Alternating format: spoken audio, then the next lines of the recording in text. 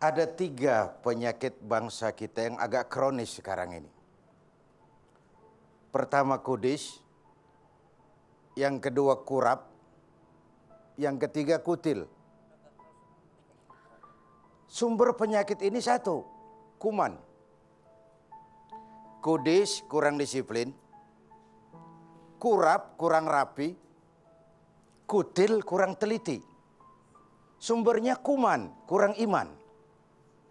Ini ilmu otak-atik namanya. Enggak usah tanya sumbernya apa. Kudis kurang disiplin. Kita ini bangsa yang rendah disiplinnya. Di semua bidang.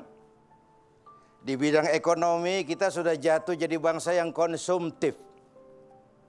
Iklan cuma ngedidik kita, belilah, makanlah, pakailah, minumlah. Minumlah, belilah, makanlah, pakailah. Nggak ada seruan bikinlah, tanamlah, bikinlah. Korupsi agak sulit diberantas kalau petinggi kita disiplinnya takut atasan, bukan takut Tuhan. Kan ada itu anak muda naik sepeda motor ngebut, perempatan lampu merah nyodok terus, dicegat sama polisi. Minggir kamu. Iya. SIM ada Pak. STNK ada Pak. Tahu lampu merah? Tahu Pak. Kenapa jalan terus? Saya nggak tahu, ada Bapak.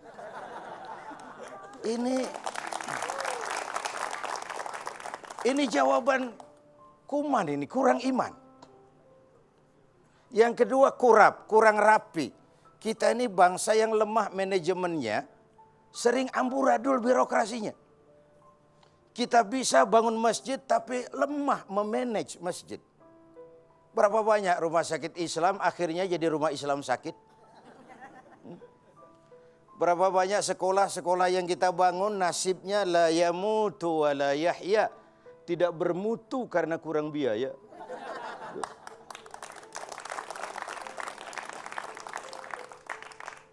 Yang ketiga kutil, kurang teliti. Masyarakat kita ini cepat heran, gampang kagum. Masyarakat mall, senang bungkusan tapi lupa isi. Inilah gejala abad entertain. Orang pandai membangun citra dan masyarakat kita seperti daun kering. Gampang dikumpulin, sulit diikat, berisik, gampang dibakar. Assalamualaikum Kiai. Waalaikumsalam warahmatullahi kangen wabarakatuh. sekali dengan dakwah Kiai yang dulu sering kali saya dengarkan di radio, di televisi. Dulu. Iya, sekarang udah jarang ya Pak Kiai ya? Masih. Tapi kita sambil duduk dulu Ya, oke, terima kasih. Masih ya? Masih. Tapi dulu itu sampai pagi subuh ada, kemudian mau buka puasa ada, Jumat, hari Minggu siang juga ada. Ya, ini saya betul-betul kangen dan senang banget tadi mendengar dakwah Kiai. Kita akan bersama Pak Kiai Haji Zainuddin MZ selama 1 jam ke depan di 1 jam bersama Kiai Haji Zainuddin MZ.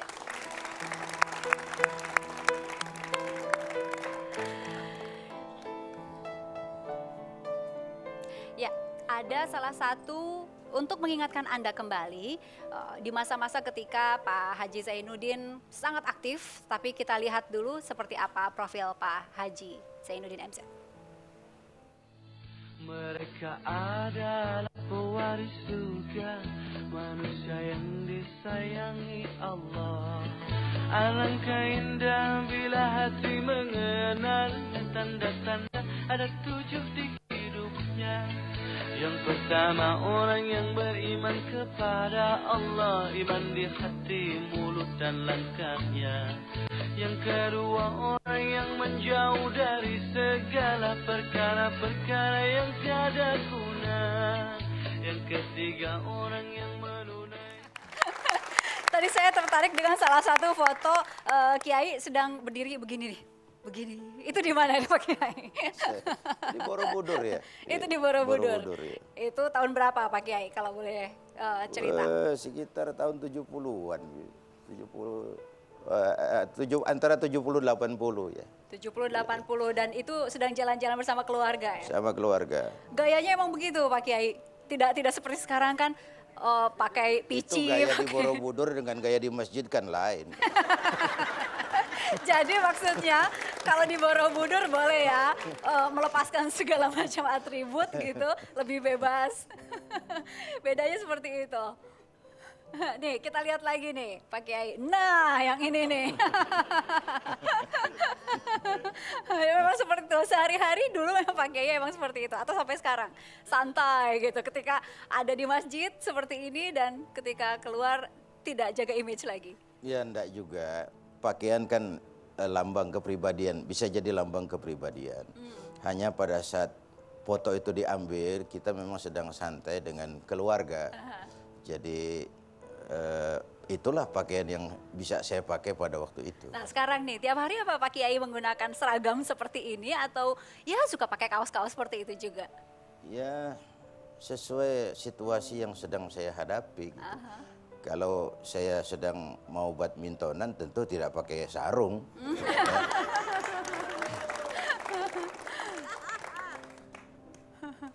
Oke, nah ini awal-awal Kiai menjadi dai, kemudian dakwah sana sini.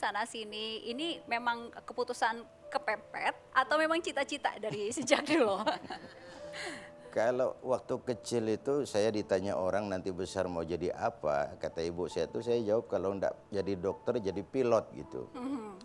Tapi kemudian perjalanan hidup saya mengantarkan saya setelah tamat SD itu saya lalu masuk sebuah perguruan agama namanya perguruan Darul Ma'arif. Di sana saya banyak berkenalan dengan tokoh-tokoh Islam pada waktu itu. Di sana saya bersentuhan dengan ilmu-ilmu agama. Di sana kemudian kami diberikan pelajaran latihan berpidato dan pelan-pelan lalu saya merasa barangkali ini dunia saya gitu. Nah, maka yang terjadi kemudian tahun 71 saya mulai merintis karier berupa pengajian dari musola ke musola, dari masjid ke masjid, diundang tetangga yang nyunatin anak untuk ceramah kecil-kecilan. Lalu tahun 84 saya mulai mengkasetkan ceramah itu dan ternyata lalu dibantu siarannya oleh radio-radio swasta di seluruh Indonesia. Maka mulailah suara saya itu menasional gitu. Menasional, bahkan banyak juga yang mengikuti Kiai ya. Caranya, assalamualaikumnya, dan logatnya seperti itu. Nanti kita akan bongkar ini. Baik. Tetapi saya akan mengobrol lebih banyak lagi dengan Kiai Haji Zainuddin MC sesaat lagi setelah jeda berikut.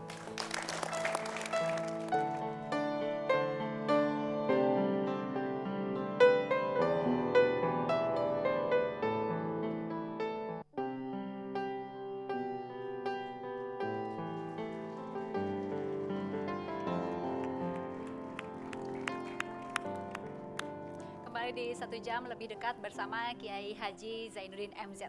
Tadi Ustadz mengatakan bahwa semasa kecil ingin menjadi dokter dan pilot, berarti sekarang sudah dadah aja itu dokter dan pilot ya? Iyalah. Pada akhirnya toh kita harus menyadari bahwa apa yang diberikan Tuhan itu yang terbaik buat kita. Nggak kangen atau menyesal kenapa cita-cita saya yang dulu nggak dapat gitu? Enggak, sama sekali tidak. Tapi kalau misalnya ngomong-ngomong tadi Ustadz akhirnya masuk ke salah satu sekolah agama, kemudian melihat bahwa ini adalah jalan hidup. Saya dengar-dengar katanya Ustadz waktu kecil sering sekali naik meja, pidato. Iya, menurut almarhumah ibu saya dulu memang seperti itu kebiasaan kecil saya. Setelah ayah meninggal, umur saya 2 tahun, saya banyak diasuh oleh kakek dan nenek, serta ditangani oleh ibu. Ketika tamat SD, keinginan saya itu menggebu untuk melanjutkan ke SMP. Nah, pihak kakek, nenek, dan ibu ini mengarahkan saya untuk masuk sekolah agama. Sehingga kesanalah akhirnya saya. Dan ternyata memang di sanalah saya lalu menemukan jati diri yang harus saya punyai dalam mengarungi kehidupan Nah, ini. ketika kecil naik meja, pidato, apa yang dirasakan waktu itu? Seakan-akan pura-pura jadi presiden atau memang pura-pura sebagai ustadz berdakwah? Nggak ada, itu cuma insting aja. Ya, insting aja. Jadi bukan gagah-gagahan apa umur 2 tahun itu. Ya, bicara juga belum jelas. Cuma barangkali orang tua tuh melihat ini semacam bakat dasar yang saya miliki pada waktu itu sehingga mereka mengarahkan saya untuk masuk sekolah agama. Iya, dan saya ingin memperlihatkan cuplikan-cuplikan ya mengenai Kiai Haji Zaiduddin MZ sehari-hari berikut ini.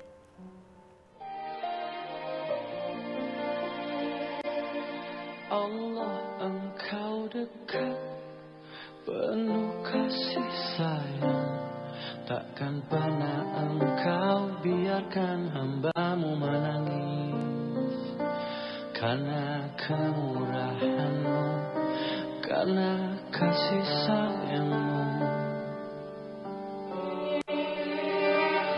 hanya bila dirimu ingin nyatakan cinta pada jiwa-jiwa yang rela dia kekasih.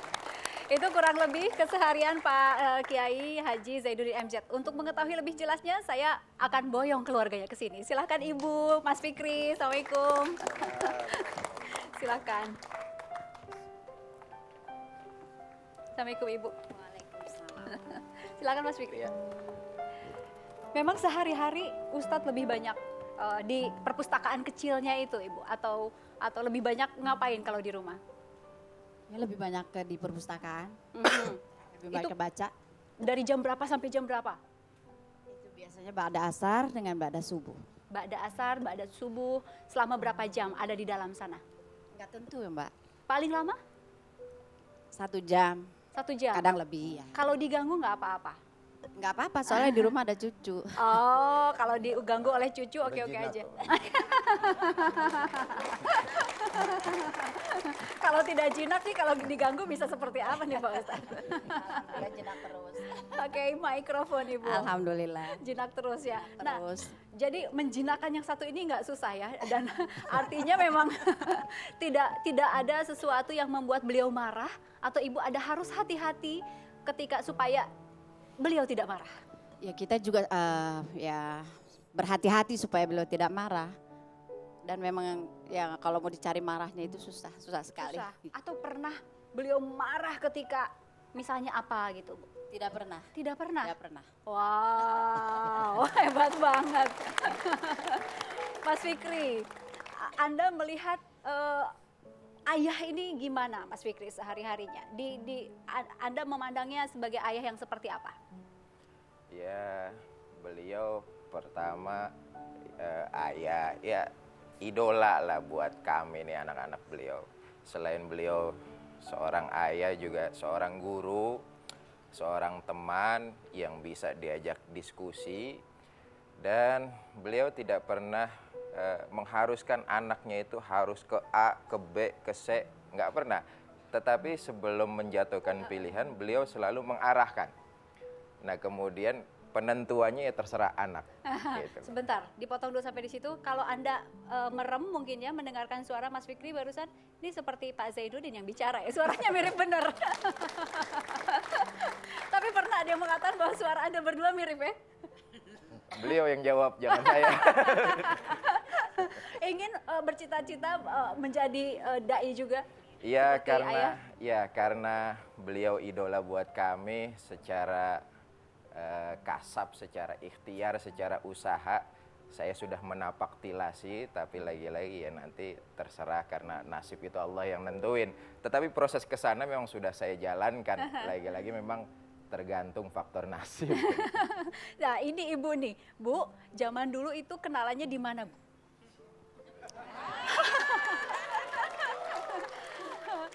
Dari jemaah atau dari sekolah, tetangga, dari mana Ibu? Dari sekolah, Dari kebetulan sekolah. kita sama-sama sekolah di perguruan Darul Ma'arif. Beliau di aliyahnya, saya di sanawiyahnya. Ya di situlah kami ketemu sampai Mulai ada sekarang. bunga-bunga di situ ya. Siapa duluan yang naksir? Sama-sama kali ya Bu. Oh barengan. Ini, waktu itu saya terpilih jadi ketua pelajar. Ibu jadi ketua seksi kesenian. Jadi sering rapat. Nah, itu yang bikin kami jadi agak rapat gitu. Kalau naksir ya sama-sama kali ya. Sama-sama. Kemudian kami wujudkan itu menikah tahun 71. Saya berumur 21 tahun, ibu berumur 16 tahun. Jadi termasuk pasangan ganjen juga waktu itu. Tapi ngomong-ngomong nih Ustadz, pernah merapat ke PRJ ya? Pernah. Sukses masuk ke dalam? Enggak. Itu Kenapa? ceritanya dulu cuma kepengen gitu ya. Ya kami kalau orang lagi pacaran tuh kan nggak tapi mikir resiko biasanya tuh. Berangkat aja ke sana. Sampai sana baru terasa nggak punya uang gitu. Lupa nggak bawa Jadi uang? muter-muter aja di keliling PRJ itu. Di bagian luarnya? Dan itu bahagianya sudah bukan main. Bro. Asal bersama gitu ya. Tapi Ibu yang membuat Anda akhirnya menerima ya namanya pacaran kan suka ada merayu dulu atau menyatakan dulu. Waktu itu Ustadz bisa ya memberikan rayuan-rayuan? Itu zaman film Gago waktu itu. Jadi pakai bahasa Tarzan aja udah ngerti gitu. Iya, Ibu waktu itu orang tua langsung merestui hubungan Anda berdua? Tidak. Iya, bapak saya kepinginnya saya selesai dulu sekolah, baru pacaran. Cuma sayanya agak bandel. Jadi saya pacaran di belakang bapak saya. Udah kadang saya jampe-jampe waktu itu. Terus Bu dilanjutkan. Ya. Kemudian menolaknya seperti apa? Ayah, Bapak Ibu. Bapak Pernah saya, melakukan sesuatu yang ekstrim misalnya? oh enggak, alhamdulillah. Enggak pernah. Katanya pernah dilempar oleh ban sepeda. Bukan dilempar ban sepeda, dimatiin lampunya. Kan zaman dulu nggak ada listrik, jadi pakai patromak. Jadi kalau patromak itu udah mati berarti ngusir ustadz gitu. Kami akan melanjutkan ngobrol dengan Kiai Haji Zainuddin MZ sesaat lagi setelah jeda berikut.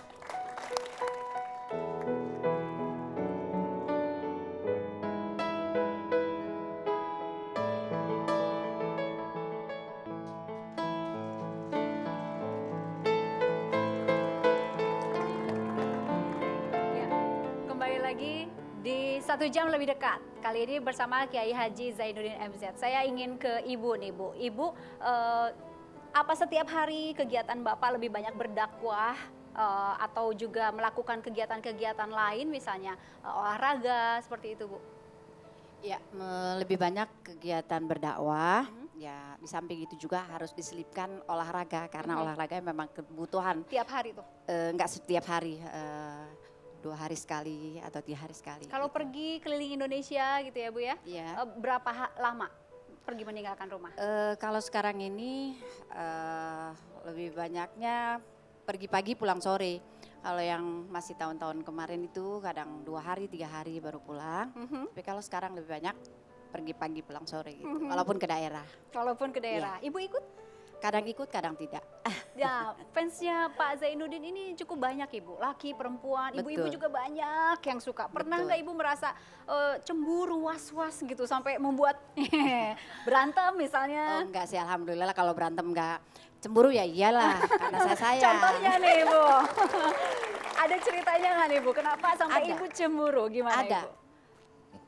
Kalau nggak salah itu acaranya di luar kota ya. Jadi begitu sampai kan biasa Pak Kiai itu disambut dengan histeris kayak gitu. Jadi biasanya saya tuh dipisahkan dari Pak Kiai, saya dibawa duluan masuk ke ruangan, Pak Kiai belakangan. Tiba-tiba saya udah duduk agak lain ruangannya dengan ruang yang Pak Kiai mau duduki. Begitu Pak Kiai duduk, tiba-tiba ada seorang ibu. Begitu ngelihat Pak Kiai langsung Cantik nggak aja. ibu-ibunya? Ya alhamdulillah tua waktu itu sih. Alhamdulillah ya. Lanjut. Tiba-tiba datang cium kiri cium kanan. Terus kata panitia itu ada ibunya gitu. Cuma saya bengong aja kok ini orang apa orang. Bapaknya waktu itu menyambut atau Oh enggak, ustadznya diem aja. Nah itu salah satu yang Iya. harus ditanggung mungkin ya Iya. Ibu ya resikonya ya. Nah Bapak nih Pak Kiai setiap hari kalau olahraga tadi Ibu sudah mengatakan olahraga apa aja nih Pak Kiai? Saya masih badminton. Badminton. Bulu tangkis, ya. Ini partnernya ada orang-orang Semua tertentu? anak-anak kebetulan Oh. Fikri. Dan pada waktu tertentu beberapa teman yang memang sama olahraganya itu kita berkumpul. Kadang-kadang dulu itu dengan Pak Hidayat Nur Wahid kami badmintonan. Bung Haji Roma dia juga badmintonan. Kiai Haji Nur Iskandar badmintonan. kadang partner dengan almarhum Pak Mas Basuki. Oh, oke. Ya, kita badmintonan. Apa semuanya orang-orang terkenal? Enggak juga. Enggak juga ya? Cuma kita buat satu grup kayak begitu karena kan kalau kita sedang sparring kan lalu banyak yang nonton kan nggak jadi main kita. Jadi repot Ini sendiri. saya ingin tahu nih Pak Kiai lebih banyak menang, lebih banyak kalah kalau main badminton. Saya ingin memanggil seseorang ya yang bisa bercerita mengenai Pak Kiai. Silakan.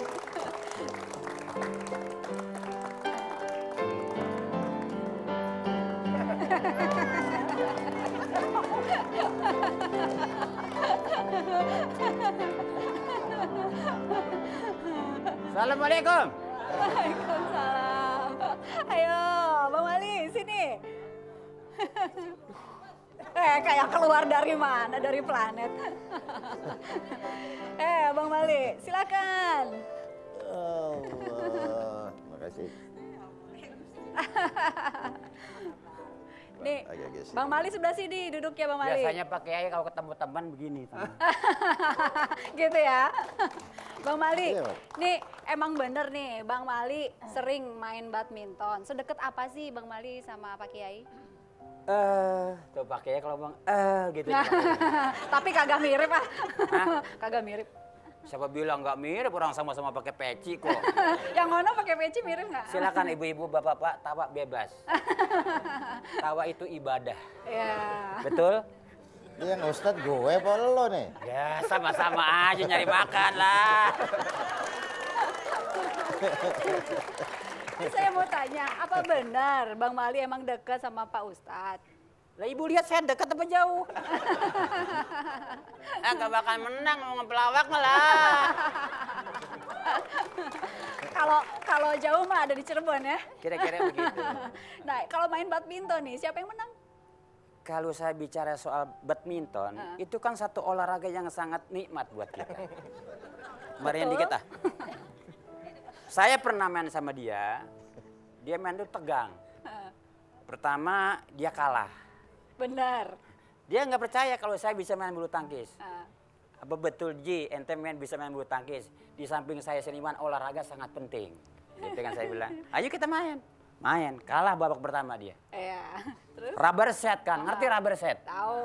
Ganti tempat. Tapi kalau kalah marah-marah nggak? Marah dia sengit, mainnya kasar. Babak kedua saya pingsan. Kenapa pingsan? Gak bisa napas. Dikocok begitu. Ya. Ini Pak Kiai kalau kalah nih, ngapain aja kalau kalah? Wah udah nggak bisa diem dia. Ayo cepetan. Saya bilang ntar dulu saya napas dulu dong.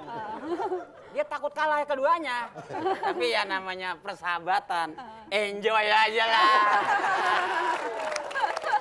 Kenalnya dulu gimana sih? Kenapa? Bang Mali dengan Pak Kiai awalnya? Awalnya sih saya kenal dia.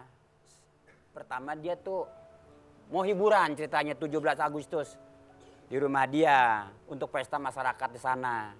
Dia panggil saya, Ji, ente kemari dong. Saya angkat, siapa nih? Jinudin, dia bilang begitu. Nggak pakai Pak Kiai lagi, Jinudin aja udah. Saya bilang ada apa ya? Datang saya ke sana. Assalamualaikum. Waalaikumsalam. Ente di mana? Ini udah nyampe. Ada apa Pak Kiai? Lenong berapa duit? Saya riskan tuh Bu. Iya toh? Omongan saya tinggi gitu, tinggi ya. Maksudnya riskan tuh apa tuh? Nggak yakin kalau Pak Kiai nanggap lenong gitu loh. Kenapa nggak yakin? Ya seorang Kiai masa mungkin nanggap lenong, kan saya pikir begitu. Terus? Akhirnya dia kasih uang 10 juta pada waktu itu kan Bu ya. Ini uang apa? Bawa pulang bagi teman-teman gitu. Ya udah. Percaya tidak percaya kan? Karena uang saya udah pegang berarti jadi nanggap lenong kan? Akhirnya saya pulang. Saya tanya istri saya, Mah, saya manggilnya Mama istri saya. Mama. Masa kita kalah Bang Kiai ya? Ada apa Pak? Gitu. Sadis. Apa?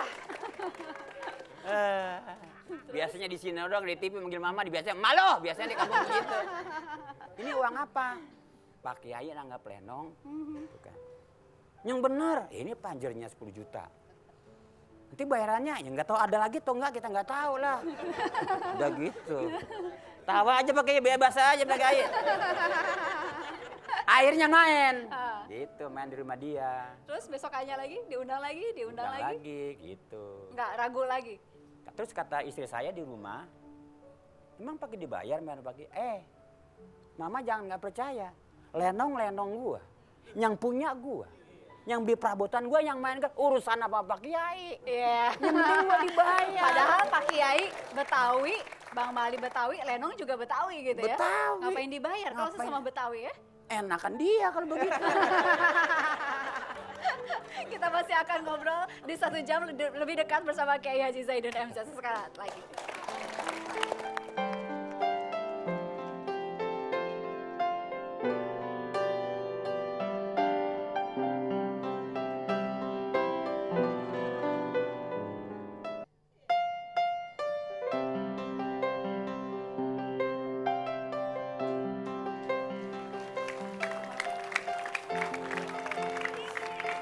Assalamualaikum warahmatullahi wabarakatuh. Pada malam hari ini kita bertemu dalam rangka silaturahim, betul? Pak Kiai, sini Pak Kiai. Pak, Pak lebih Kiai. enak, lebih jauh lebih enak. Dekat gampang-gamparnya. Satu kalimat lagi dong Pak Kiai. Sebagai manusia, alangkah baiknya kita pererat tali ukhuwah Islamiyah kita, betul? Oh, main taltul aja ngerti kagak? Assalamualaikum. Waalaikumsalam. Ini Pak Kiai, ada orang yang sampai ngikut Pak Kiai seperti ini. Izin dulu kan nih orang ini nih. Ini siapa yang ngoling sih lagi nih? Nggak habis pikir gitu ya, temennya Kiai monyong semua, nggak ada yang tanya.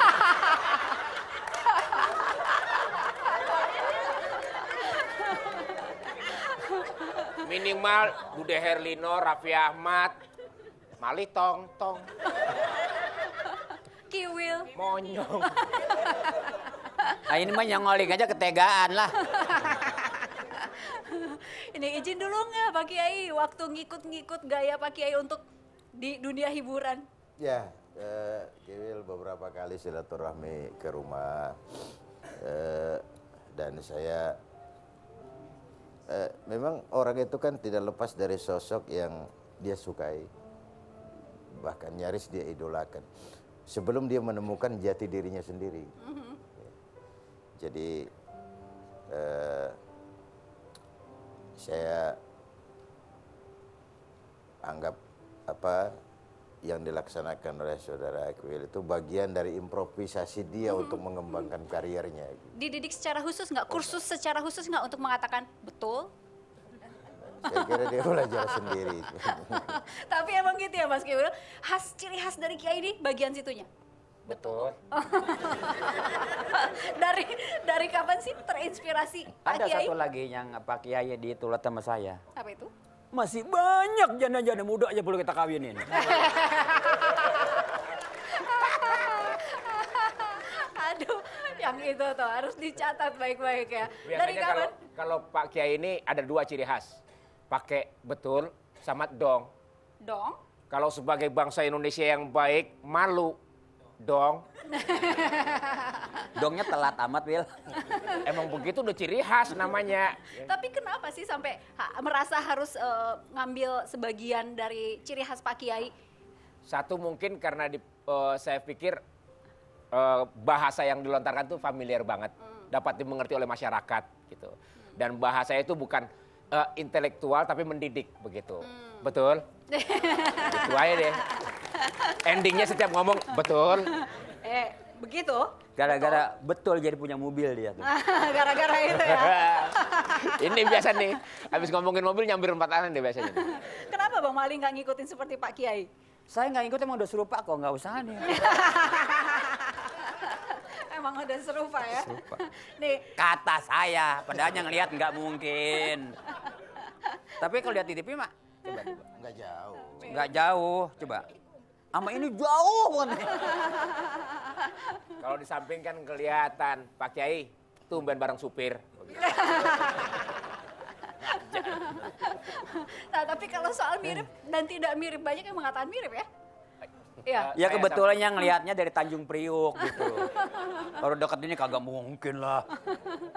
Kalau sama Kiwil hampir sama monyongnya tuh sama Kiwil tuh. Jangan ngomongin monyong, ngaca diri apa? Ini Pak Kiai Ini nggak punya. ngomong ketawa mulu. Iya, cuman begitu aja. Punya pengalaman khusus dengan Mas Kiwil, Pak Kiai? Pernah nggak bareng-bareng melakukan kegiatan sesuatu gitu misalnya? Belum. Belum. Jadi baru ketemu sering tapi. Silaturahmi sering, saudara Kiwil sering silaturahmi ke rumah, banyak ngobrol berbagai hal, tapi bersama dalam sebuah kegiatan, mudah-mudahan ke depan.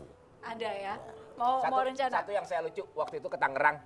Apaan? Saya sempat ada kan setiap dakwah beliau nggak pernah ngajak saya, tapi saya selalu datang gitu loh. Mohon maaf, saya nggak pakai betul lagi, betul udah pakai Kiwil. Dari jauh saya bilang, misi saya pamit.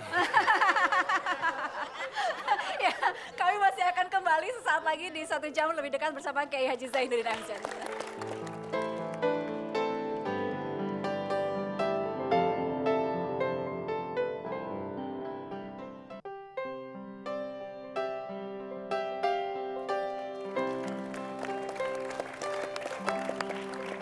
Kembali lagi di 1 jam lebih dekat. Saya sedikit aja dari Pak Kiai. Ini pernah masuk ke dunia politik praktis selama 5 tahun, kemudian memilih untuk keluar dan meninggalkan politik. Kenapa Pak Kiai? Ya,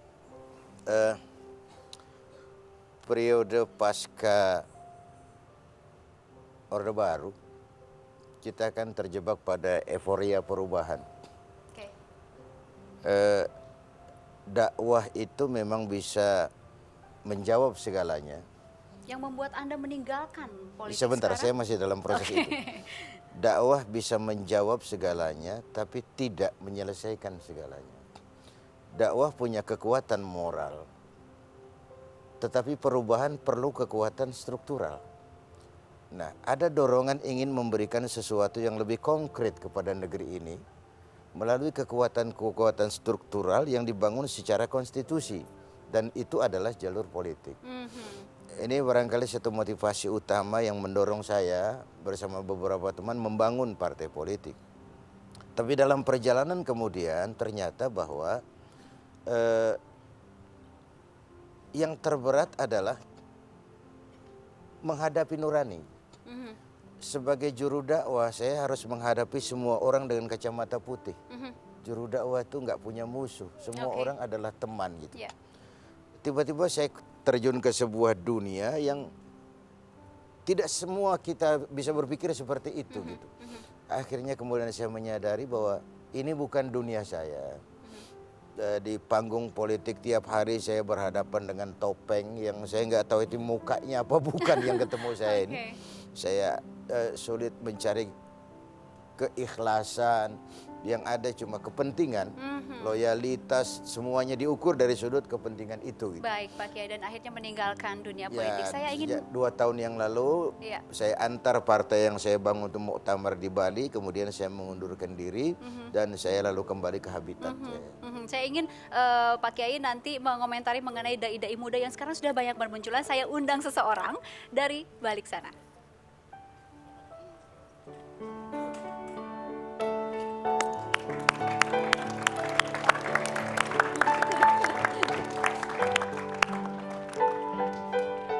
Assalamualaikum Ustadz. Salam. Saya mau manggil Anda Uje, Ustadz. Ya Allah. Sehat. Allahumma sholli. Aduh ya Allah, ini orang tua gimana sehat? Aduh, yang muda kesalahan. Bang Uje, saya langsung aja bertanya ke Bang Uje. Idola Anda, Pak Ya. Kiai? Pasti. Apa Beliau- yang membuat Anda? Beliau inspirator saya. Karena yang muda ini nggak punya bahan apa-apa. Jadi kita mengambil bahan dari yang tua-tua. Yang tua-tua dalam arti Senior. ilmu ya, ilmu, pengalaman, kedekatan kepada Allah. Kemudian yang muda ini mengumpulkan bahan itu menjadi satu, dijahitlah baju yang baru. Saya pernah waktu itu undang beliau datang ke tempat saya di Pangeran Jayakarta di Budi Rahayu dengan kondisi yang hujan dan banjir. Beliau datang. Tahun Itu berapa sesuatu ingat yang Kurang lebih ada 5-6 tahun yang lalu kalau nggak salah. Saya masih keliling musola gitu. Dan itu yang menjadi apa ya, semangat. 5-6 tahun yang lalu masih keliling musola, kemudian Iya. sekarang sudah keliling ke Musola juga sama. musola juga. apa yang diterapkan dan Anda ambil dari seorang Kiai Haji Zainuddin MZ? Banyak sekali, maaf, penceramah yang bicara sendiri. Tapi kalau beliau kan tidak, komunikatif. Gitu kan, tahu dengan siapa beliau bicara gitu. Dan harus apa dan harus bagaimana. Jadi beliau termasuk salah satu guru yang saya banggakan. Meskipun secara tidak langsung saya tidak pernah belajar, tapi lewat media saya bisa lihat beliau. Oke, Pak Kiai, saya ingin Anda memberikan komentar Anda untuk seorang dai-dai muda seperti Uje yang katanya Ustadz Gaul. Iya, saya yang termasuk yang percaya bahwa tiap zaman akan melahirkan anak-anaknya sendiri, yang dia akan harus mampu menjawab tantangan zamannya. Saya bersyukur, saya bangga dan saya terharu dengan kemunculan Uje, Yusuf Mansur, dan adik-adik kita yang lain. Karena memang seharusnya itu jangan patah tumbuh hilang berganti karena telat. Belum patah mestinya sudah harus berganti. Apalagi tantangan dakwah ke depan ini semakin banyak dan variabel. Karena dakwah Islam itu kan memberikan jawaban Islam terhadap masalah-masalah kehidupan. Jadi dia survival. Karena itu seorang juru dakwah ke depan harus, tapi polanya intinya begini. Kalau sampaikan dari aku walaupun sekedar satu ayat, itu kan amatir. Tiap orang bisa dan boleh.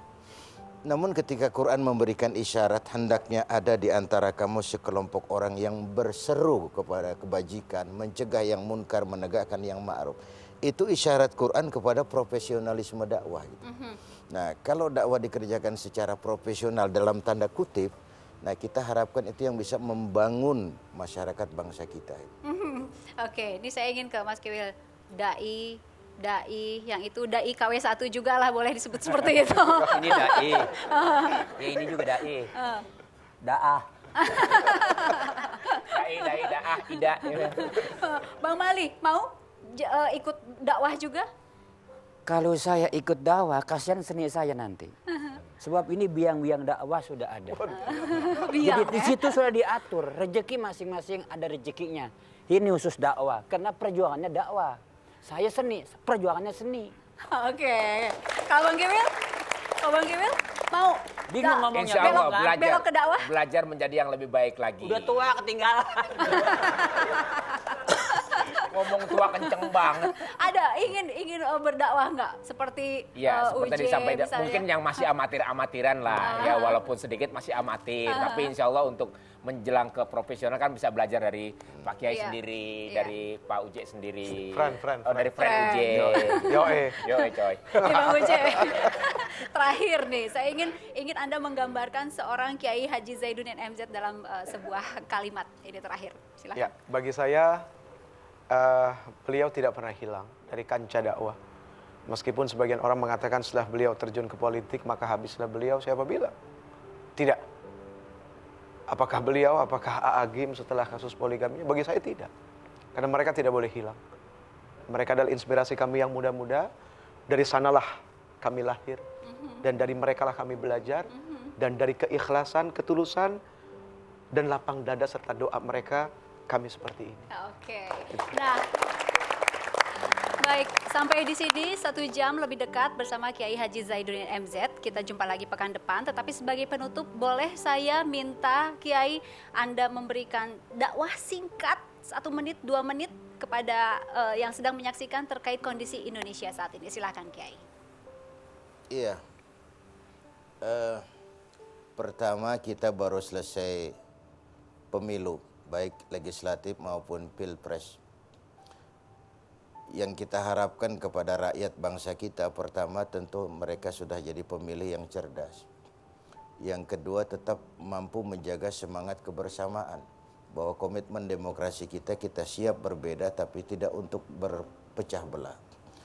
Kemudian yang kedua, buat yang terpilih, sudah waktunya memenuhi janji-janji kampanye, memenuhi amanat dan harapan umat.